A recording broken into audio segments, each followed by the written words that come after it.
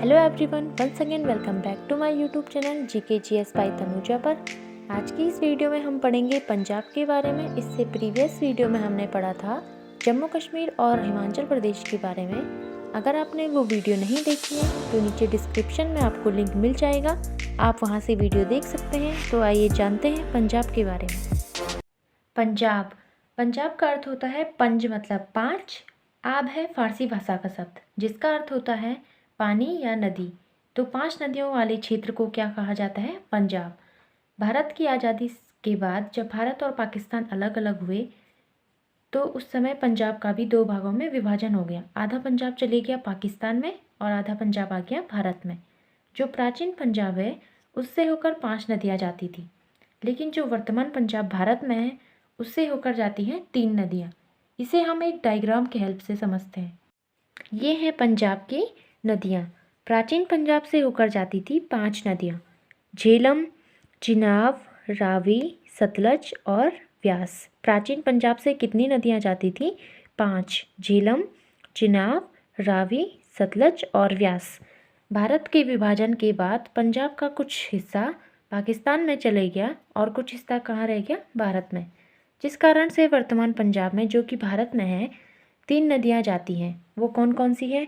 रावी, सतलज और व्यास। वर्तमान पंजाब में जाती हैं 3 नदियाँ: रावी, सतलज और व्यास। 5 नदियों के बीच के क्षेत्र को कहा जाता है पंजाब। वैसे ही 2 नदियों के बीच के क्षेत्र को कहा जाता है दोआब।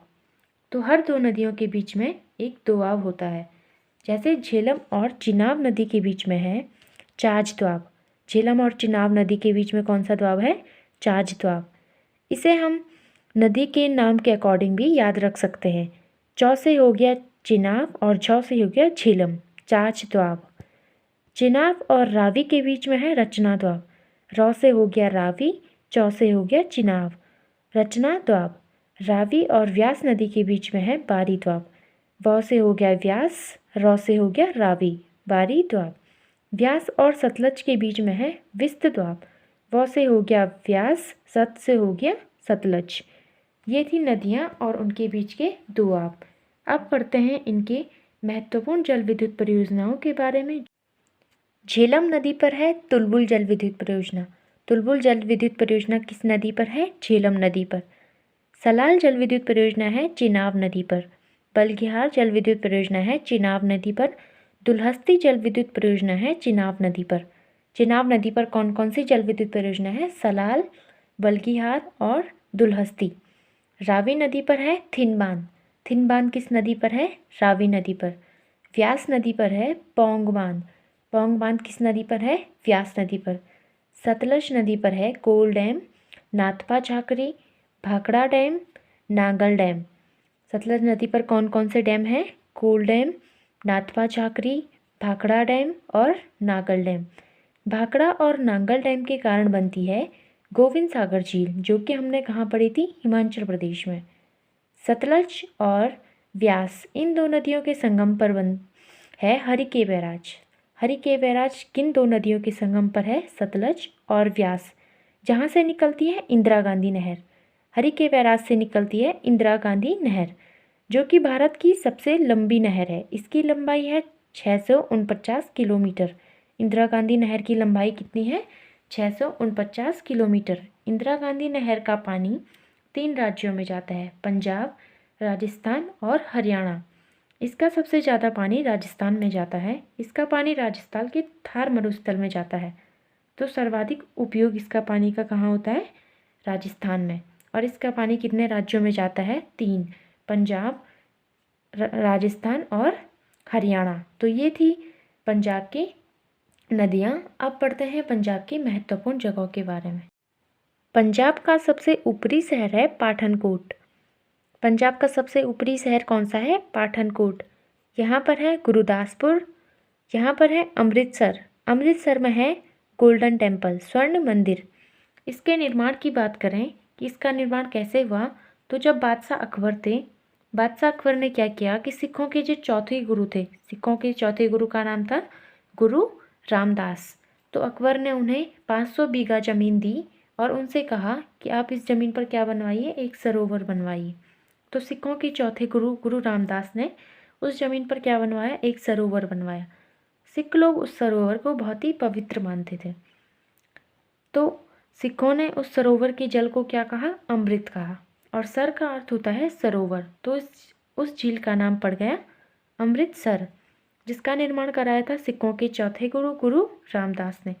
इसके बाद आए सिखों के पांचवें गुरु अर्जुन देव। उन्होंने इस झील के अंदर एक मंदिर का निर्माण करवाया। इस झील के अंदर मंदिर का निर्माण किसने करवाया, सिखों के पांचवें गुरु गुरु अर्जुन देव ने।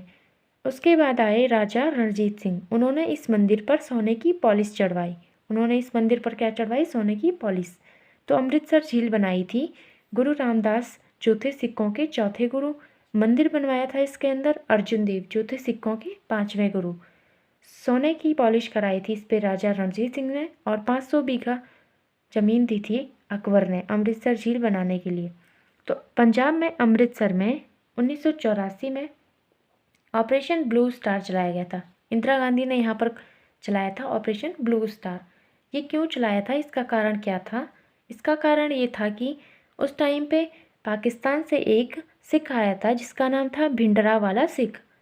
भिंडरावाला सिख ने खालिस्तान की मांग की थी, और उन्होंने अपने जो अड्डा बनाया था आतंकवाद का, तो वो बनाया था स्वर्ण मंदिर। अमृतसर के स्वर्ण मंदिर को उन्होंने क्या बनाया था, अपने आतंकवाद का अड्डा बनाया था।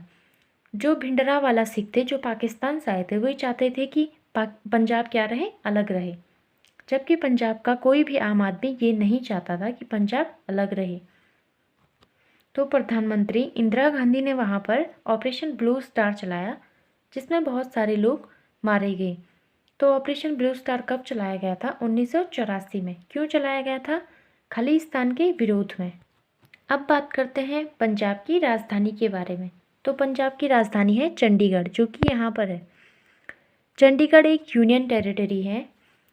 चंडीगढ़ में रॉक गार्डन है, जिसका निर्माण कराया था नेकचंद ने। जिसे किसने बनवाया था, नेकचंद ने। यहाँ पर है भटिंडा।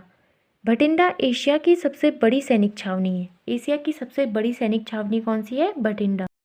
यहाँ पर है बाघा बॉर्डर, जहाँ पर पाकिस्तान और भारतीय सेना की परेड होती है। यहाँ पर है लुधियाना और जालंधर। लुधियाना और जालंधर इंडस्ट्रियल एरिया है। यहाँ पर बहुत ही ज़्यादा इंडस्ट्रीज़ हैं। हीरो साइकिल का जो कारखाना है वो है लुधियाना में। यहाँ पर ऊनी वस्त्र बहुत बनाए जाते हैं। यहाँ पर है पटियाला। पटियाला में क्रिकेट के सामान बनाए जाते हैं। तो ये थी पंजाब के बारे में महत्वपूर्ण जानकारी। आई होप आपको ये वीडियो अच्छी लगी होगी। कल हम पढ़ेंगे हरियाणा के बारे में। तो मिलते हैं नेक्स्ट वीडियो के साथ।